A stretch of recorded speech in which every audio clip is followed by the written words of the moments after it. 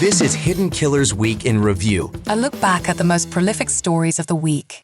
This is the Hidden Killers podcast with Tony Brueski. Featuring former FBI Special Agent and Chief of the Counterintelligence Behavioral Analysis Program, Robin Dreeke. What's been very fascinating to me about the Adelson case is Wendi Adelson. She is still out there. She's free. She's never been charged with anything.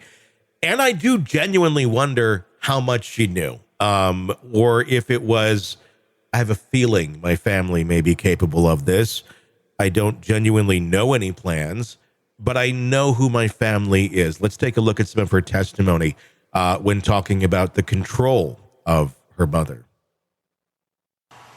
It reads, however, the rest of your life and consequently Dad's, mine, and yes, even Charlie's will be affected by how well you can perform/act before July 31st.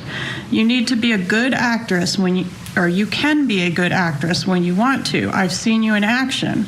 You need to put on the performance of your life. Jibbers hasn't beaten the Adelson family yet. Who's Jibbers? Jibbers, she's referring to Danny. So in this, again, your mom is referencing how everyone's life is being affected by this relocation, including your brother, Charlie. Do you agree with that? That is what she said, yes. All right. Is your mom overprotective of you? Yes. All right. And is it fair to say she's, a little on the controlling side? I don't think she's controlling, but she's definitely overprotective. I don't think she knows what controlling means, because I think such a norm. I think she's trying not to get her mom's bad side by saying that too. True.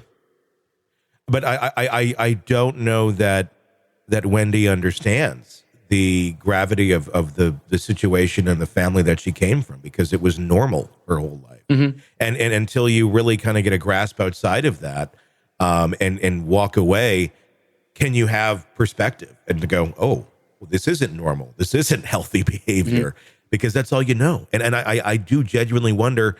I know a lot of people are thinking, oh, she needs to go down too.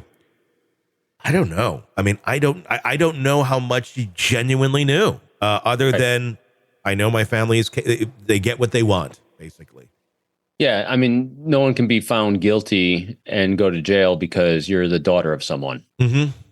So in all cases, you go where the evidence leads. And if no evidence is leading to her, then no evidence leads to her. I mean, it's her responses seem pretty congruent. They seem pretty quick. Mm-hmm. Her tempo was on point.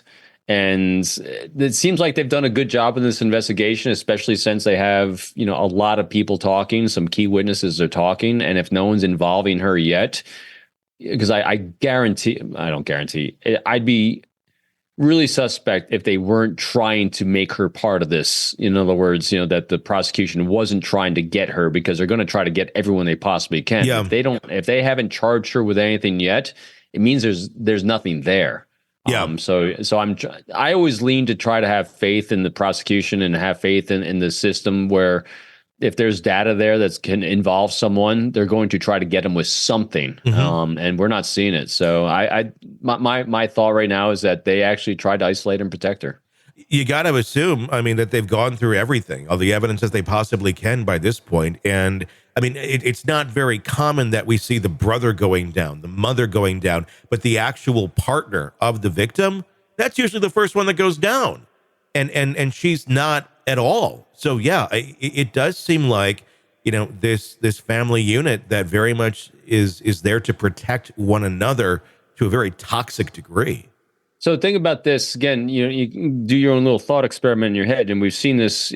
We'll use like a movie analogy kind of here, and we've seen it in these types of movies where you have a really, really tight, I wouldn't say toxic, but really super tight immediate family. Yeah. And when you have the daughter, the little girl is something that everyone rallies around and protects this little girl, and she goes off and gets married, and all of a sudden, someone in her life does her wrong. Mm-hmm. What are they going to do? They're gonna take their little girl, and they're going to put her on a side, and they're going to protect her as everyone goes beats up the guy that wronged their daughter, and they said, "Honey, don't worry about it. We're putting you over here. Don't even look at this. We're going to take care of this for you."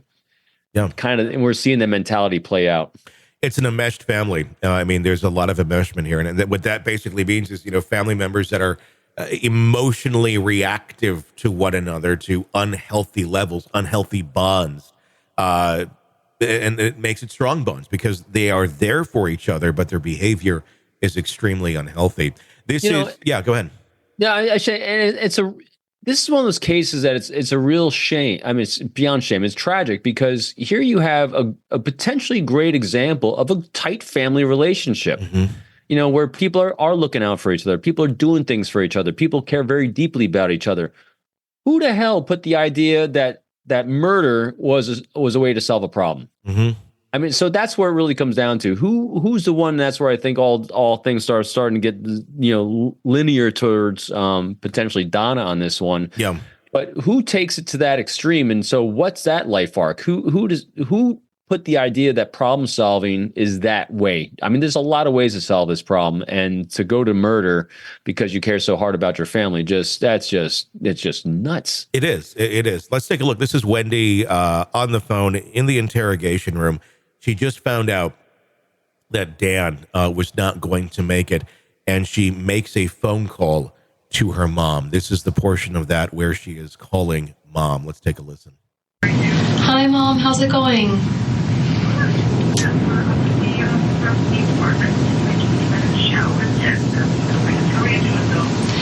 Mom, I need you to sit down. I am fine. The boys are fine. I need you to sit down. I'm fine, and the boys are fine. Danny has been. You can put me on speaker. Yeah. Danny has been shot. And I don't think he's gonna make it. And so I know.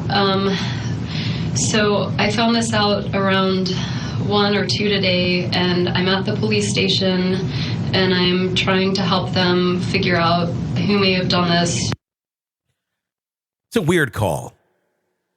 There's a weird level of calm on the part of Wendi, I feel, in that. I mean, initially, the other part of the video, she does seem genuinely shocked and hurt, but now, just 5 minutes in after that, she finds this out. She's like, it's like, we're going to order DoorDash. Would you like Taco Bell today? Or it almost seems to have that sort of, volume to it.